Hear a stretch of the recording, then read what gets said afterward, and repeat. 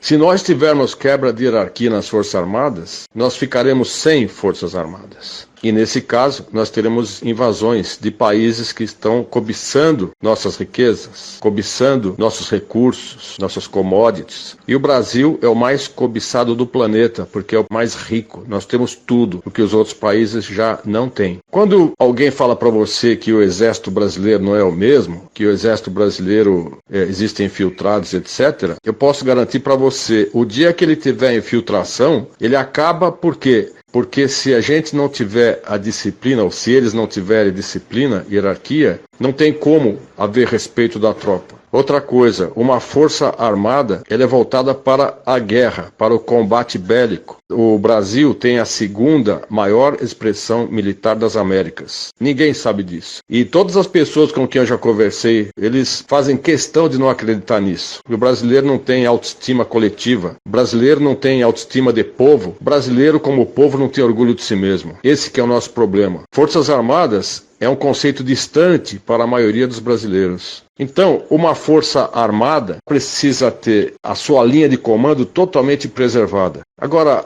as notícias são tão ruins, existe infiltração e aparelhamento em tantos elementos da sociedade, que o brasileiro, por não conhecer militarismo, por não conhecer forças armadas, acaba acreditando que realmente existe lá dentro comunistas, que lá dentro existem traidores. Vamos considerar o seguinte: digamos que exista algum general que pensa diferente, algum comandante de tropa que pensa diferente. Se existir isso, fatalmente ele será eliminado, porque na hora que tocar o rebu, na hora que for necessário as tropas todas estarem coesas sobre um único comando, que nesse caso é o alto comando do Exército ou o alto comando das Forças Armadas, o cara que estiver na frente ele vai ser devorado, vão passar com o tanque em cima dele. Então é necessário pensar o seguinte: quem entra para o Exército, ele de cara ele já fica sabendo que ali ele tem que responder pela hierarquia e pela disciplina, e esse é um conceito básico que fica entranhado dentro da mente, da moral, do coração do soldado. Aquele que se rebela morre. E é por isso que existe o artigo 357 do Código Penal Militar, que diz o seguinte: aquele que trair o país em tempos de guerra, e nós estamos em guerra, ele vai ser conduzido a um tribunal militar, um tribunal de exceção, corte marcial, e será condenado à morte. Então existe pena de morte no Brasil, pelo Código Penal Militar. Em caso de guerra, o traidor da pátria, seja ele civil ou militar, vai ser condenado à morte. Essa é a punição. Então, isso tudo está vigente.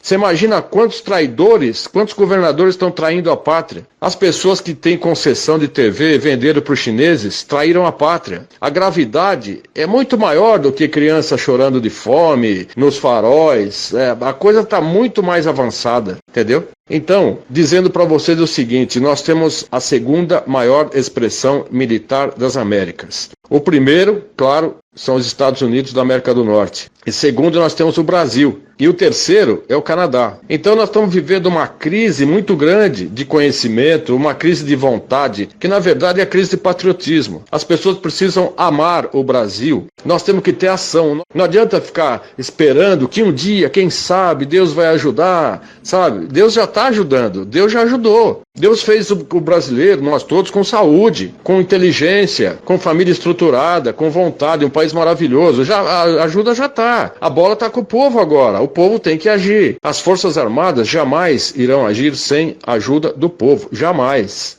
No Egito, aquela manifestação de 1,5 milhão, imagina você, só 1,5 milhão de egípcios na Praça Tahrir, no Cairo, eles ficaram ali dias e dias até que o exército entrou e destituiu o presidente. Eles conseguiram fazer. Foi o início da Primavera Árabe. Agora, aqui no Brasil, não adianta fazer essa manifestação no final de semana. O pessoal vai tudo contente, tirando selfie, sabe? Tudo alegre, carro de som. Quando você pede intervenção militar, a carranca do brasileiro tem que ser outra. Ele tem que ir com ódio, entendeu? E ele tem que entrar e pedir forças armadas, com clareza. Não adianta falar fora corrupção, porque a corrupção é totalmente impessoal. O cara fala fora corrupção e pega em quem? Não pega em ninguém. O político tá nem aí com coisa nenhuma. Entendeu?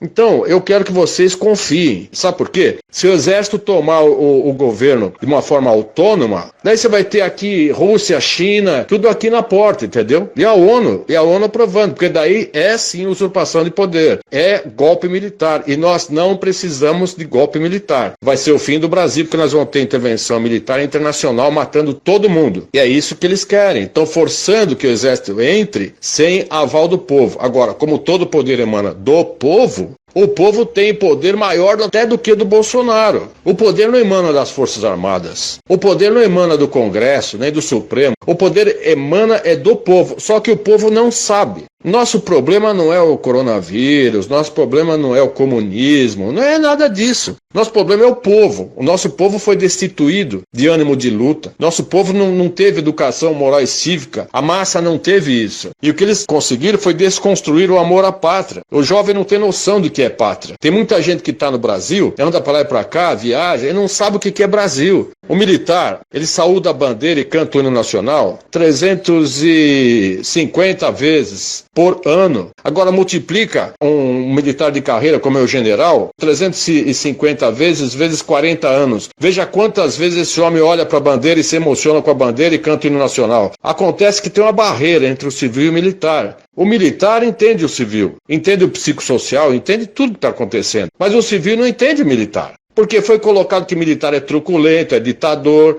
é torturador. O povo acreditou nisso. Então essa que é a geração que está por aí, que desconfia. Não precisa desconfiar, entendeu? E eles vão resolver o problema, tem que confiar, pessoal. Assim como eu confio no Bolsonaro plenamente. O Bolsonaro sabe o que está fazendo e ele conta com um aparato militar aí, bélico, que é a segunda expressão maior das Américas. É muito poderoso, pessoal. Então, eu quero tranquilizar vocês, mas também não obrigo vocês a confiarem em mim e acreditarem no que eu falo. Entrei no exército de Caxias, passei pelo inferno. Saí ileso, graças a Deus, mas essa turma atirava para matar. Passava em frente às unidades militares com metralhadoras atirando. Eles eram covardes. E você sabe disso, que mataram soldados, mataram policiais militares. Então, essa turma toda teve que ser abafada na porrada. O exército agiu com muito rigor. E ele é sempre o mesmo. Entendeu? Eu sei que o meu discurso, desculpe se eu me alonguei muito, mas eu precisava passar para vocês isso, para vocês repicarem. Confie nas nossas Forças Armadas, confie no Bolsonaro. 80 milhões de brasileiros amam esse homem, esse presidente.